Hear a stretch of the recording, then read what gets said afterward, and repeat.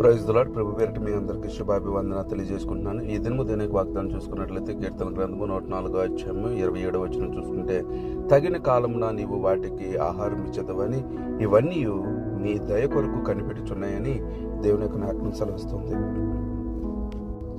అయితే ఈరోజు మనకు వచ్చినటువంటి ఆపదలే కావచ్చు, ఇరుకులే కావచ్చు, ఇబ్బంది కావచ్చు, ఏదేమైనప్పటికీ కూడా మనము దేవుని కొరకు, దేవుని యొక్క సహాయం కొరకు మనం ఎదురు చూస్తూ ఉన్నాం. తగిన కాలంలో మనకి తగినటువంటి ప్రతిఫలం దేవుడు ఇస్తానని వాగ్దానం చేస్తూ ఉన్నాడు. ఈ రోజు నీ ఇరుకైన, ఇబ్బంది అయిన, శోధన, వేదన ఏదేమైనప్పటికీ కూడా తగిన కాలంలో దేవుడు నిన్ను విశాలపరిచే విధంగా, నిన్ను పైకి లేపే విధంగా, నిన్ను రక్షించే విధంగా, నిన్ను కాపాడే విధంగా తగిన కాలంలో నీకు అది దయచేస్తానని దేవుడు సెలవిస్తున్నాడు. కాబట్టి అటువంటి దేవుణ్ణి కలిగిన మనము ధన్యులము.